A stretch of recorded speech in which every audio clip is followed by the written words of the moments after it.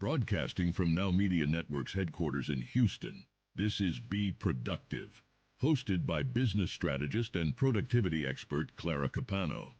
Join us to discuss the most critical issues affecting our businesses with a fresh, practical, and objective discussion on the first bilingual media network in the United States. Be Productive starts right now.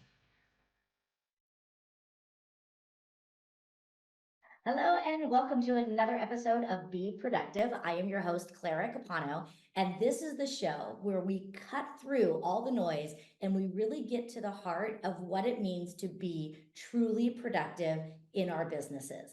So excited for our show today. We're going to have some amazing guests, and our first segment is going to really get to the heart of what it means to build our bottom line and how we can do that all while staying productive. So you're going to want to take lots of notes for this one. I am bringing up my friend Ryan, who is an impact strategist. So Ryan, welcome to the show. Thank you for having me here. It's an honor.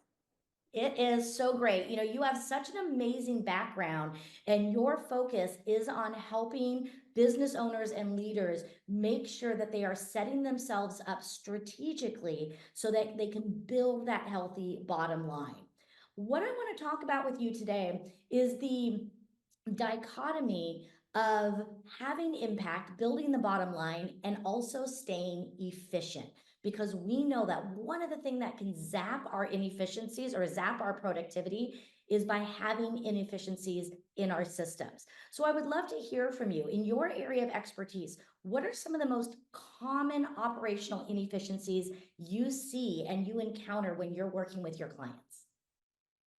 I would say the most common ones I run into are unclear workflows, outdated systems, and the biggest of all, lack of accountability. Addressing these involves mapping out processes, identifying bottlenecks, and implementing automated tools while creating a culture of ownership through clear roles and responsibilities. But I cannot stress enough, accountability is pretty much the most important thing you can have in your business outside of a clear plan and vision.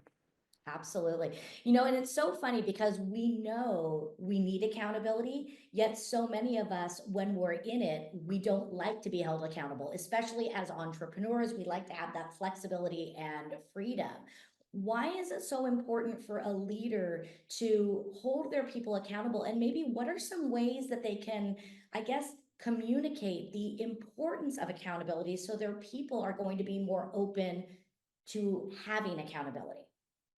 I like to sum this up in a kind of a funny way that helps my clients remember this. Our brains are wired for survival, not thrival.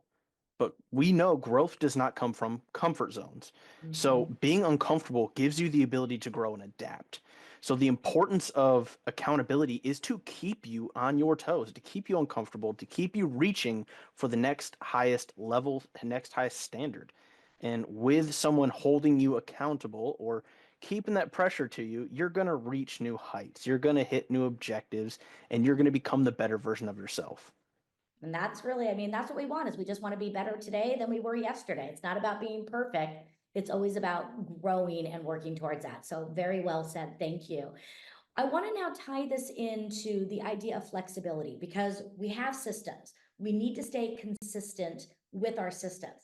At the same time, life doesn't always allow us to stay so regimented. So we have to also be flexible and adaptable. How can a strong leader and business owner bring those two things together where we can still run our systems, yet allow for flexibility in our days as well? Businesses can balance this by adopting scalable systems and processes that eliminate waste without limiting adaptability. Regular reviews ensure operations remain aligned with growth objectives, and empowering teams to innovate allows the agility to change as the company evolves. I love that. I love that idea of, helping our teams and empowering them, letting them know these are the parameters, and this is how we can get there. And I think when a strong leader can show their trust, show their belief in their people, and set the expectations of this is where we're going.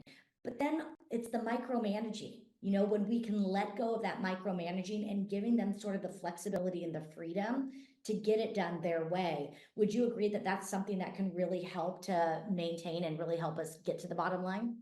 Oh, absolutely. I think of that effectiveness and effective leadership is a lot like parenting, right? Mhm. You've got to genuinely care about the people you're leading because that also means in a time where they need to be held accountable and discipline needs to be had, it's coming from a place of love and care. You truly care about their success, meaning sometimes you've got to do things or say things that they don't like because you see the forest past the tree that's standing in their way.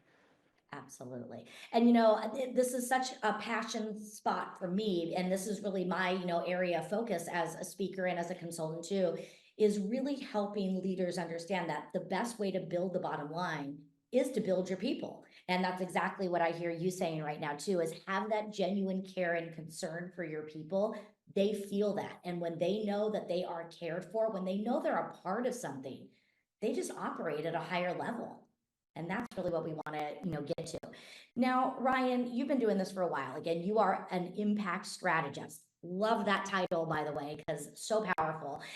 I know you've got to have some stories. I want to hear, what is a success story that you have of a company that you've been working with where you were able to get in there with them and help them significantly improve their productivity by changing and adapting their operational systems? So a great example early on in my career, this is where I have actually met my mentor that became my business partner now. This was early on when I was learning how to be an effective consultant and business leader. Jumped in with a manufacturing company that produces LNG trailers, liquid nitrogen, hydrogen, all that good stuff. And when I started working with them, they were struggling to maintain any kind of profitability. And in 4 years, we were able to transform that business to sell for 33 times EBITDA.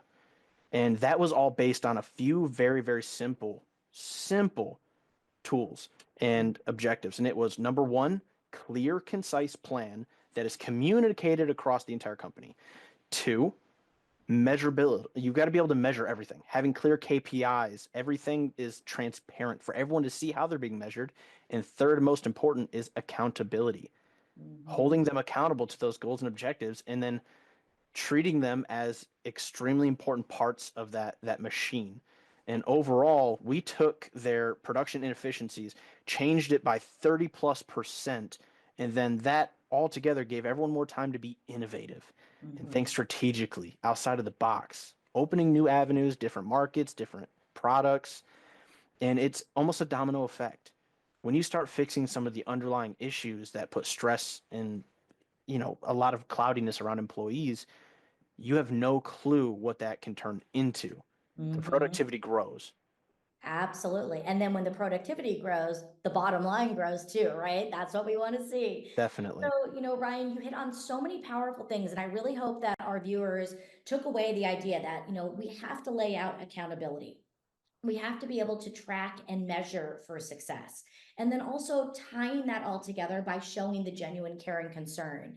And when we do these things, when we stay consistent with those are all great ways to help us as an organization to maintain the high levels of productivity and also, again, take care of our business. So I know that some people are going to want to reach out to you. They're going to want to maybe learn more about you and maybe even reach out to have you help them be more strategic. So where's the best place that people can find you?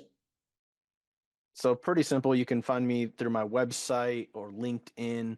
Um, my website will get to my team, and anything that draws some attention, some value, it immediately crosses my desk. So a good way to reach out to me is connect through the website. You'll get to my scheduling tools directly, and from there we can set up a free consultation. I love it. Well, Ryan, thank you so much for being here. Great knowledge, amazing points. And I know that having you in our corner, that's going to be a way that all of us can go forward and make impact. And for those of you watching, don't go away because we're going to have even more Be Productive coming right back.